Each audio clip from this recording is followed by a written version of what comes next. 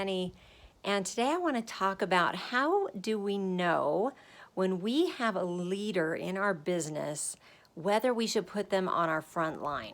Like, are they going to actually be a great leader, and are we going to be happy that we put them on our front line? Because with most network marketing companies, we can't put too many people on our front line or we end up losing volume and not getting to our ranks, and it can be a big problem. So you probably know the value of having a good leader on your team, right? That's what our teams are built upon, is that we go out there and we share our products and we build a team, and we have other people that do the same thing, share the products and build a team, and that just keeps our businesses growing. And when we have people that are actively doing that, it just pushes everyone's business forward really quickly, right? And so the value of a good builder on our teams, it's so high. In my network marketing business, a lot of us struggle to know, is this person actually going to be committed to doing this business, stay committed to doing this business, and are they capable of building the business? Because usually we only have a few days to decide that, right? Because we need to put them somewhere in our organization. Usually we just have a short window that we have to place people. So how do we determine in that short window of time whether they are going to be committed and capable, and whether they are really going to do this business with us? Because a lot of people like to say that they want to do a business, but whether they can really do it, that's another question, right? So I want to tell you some things that we can do to know whether someone's going to be a good business builder with us. All right. So we want to find out whether they're capable and committed. So how do we do that?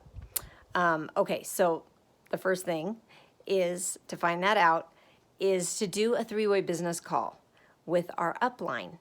Now, we can do this call with them. We can do this script with our person, but it's always good to bring in a third person because it gives social proof. And there's several reasons. You can get the help of your upline, with that person in the future. They know who they are. Sometimes your upline has more insight than you do, especially if you're brand new, right? So it's really powerful to get on that 3-way call with your upline. So you want to set an appointment with them. And first of all, make sure the person is okay to attend that, right? So first of all, there's some key questions in this 3-way call. And second of all, we're giving them some little tests, right?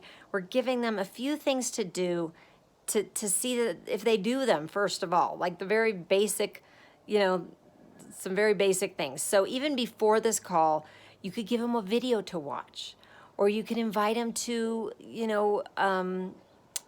a call with you, or something online to watch, or whatever. Invite them to do something and see if they do it. Like, that's your first clue, right? If they do it, then they've passed the first thing, okay? If they don't, then that's a red flag, all right? So the second thing is the 3-way builder call. They've said they're interested in the business. Now I want to see, like, how interested they are, what are their goals, why would they want to keep doing it even when it gets hard, because it gets hard, right? So we want to dig into those needs. So I'm going to share with you some key questions. This is from a script given by one of our company leaders, Elise Shedevy, and she talks about what your upline is going to ask them on this call. Okay, so once you get on the call with them and your upline, then you're going to tell your person why your upline is so amazing. You're going to edify them. You're going to say some great things about them so that they can just have an idea that they're talking with someone important and they have experience, and this is awesome, right? And it's exciting. So you're going to have your upline just kind of get to know them for a minute and ask some, questions that help them understand a little bit about why they're interested in this business and who they are. So that's the first thing that they're going to ask. Okay, the second thing is why do they need to do this business? Why do they want to do this business with you? So have your upline ask that question. What are some needs? Like what's their current situation like, and what's the frustrating thing about it? Are they working a 9-to-5 job and they're not making enough money, or they don't have the time flexibility they want? What are the frustrating things that are going on? So you're going to have them ask that, and just probe a little into the pain of that, right? If they're working 9-to-5, what's the pain of that? They're not available for their kids, or they can't take days off when they want to. Dig in a little bit and figure out what is their pain, because everyone has different reasons, right, for doing things. And then they're going to ask how valuable would it be if this changed? If you could have a different stream of income, how valuable would it be? So that's the question, to find out, like, how important is it to them to do something different, to change the circumstances of their life. Okay, and I really like this question. If you could wave your magic wand, and if this business could be anything you want, what would that look like? Okay, and this can apply to any network marketing company. What would that look like? Okay, so you're going to have them ask that. Now, you want to know a detail. All right, you need to know whether they want to supplement their income or actually replace their income. And depending on the opportunity, some opportunities, like, there's a limit on how much you can make. But with our company, we ask them, do you want to supplement, or do you actually want to replace your income? And what does that look like? What figure would that be? So so first you ask them if you want to supplement or replace. And then you want to ask them, what does that mean to supplement or replace? Are we talking $2,000, $5,000, $10,000 a month? All right, just throw some numbers out there. Have your upline do it. And figure out what it is. Because for some people, it's only going to be $1,000. And for some people, it's $10,000. Okay, or maybe they're just saying that number, or maybe they're serious. They need to replace that money from another job. So you want to find that out, because you need to know the level of support that you're going to give them. All right, so that's why you're asking. We want to know how much to support you, how much support you're going to need. And then here's another key question. By when? How many months? How many years? Whatever. How many weeks do you want to be earning that much income? Because you need to have a time frame, and you need to help them understand what's realistic with your business model for them to reach that goal. Okay, so whether it's 3, 6, 12, whatever, 24 months, get a number. Okay, and then here's another question that's key. How many hours per week are you willing to work this business to achieve that goal? Now, we're not doing any judgment right now. We're not going to tell them anything. They may want to make $50,000 a month and only do it in 5 hours a week. That's totally unrealistic, but we're not going to tell them that right now. We're just going to ask the question, and we're just going to write it down, okay? We should be writing all this down in, some kind of documents or contact management, software, so that we can be organized and keep track of who's who. Okay, so we want to know how many hours per week they can put into the business. So once they tell us that, we're going to tell them, okay, I think I understand more clearly where you're coming from and what your goals are, and I'm really excited because I know that we can support you in that. Is there anything else you need to know in order to get ready to earn recurring income with this business? Just make sure they don't have any other questions. And then we're going to end with setting up the next step. Okay, so we're going to tell them what we want to do is schedule another call in just a few days, and we're going to make up a business plan for you.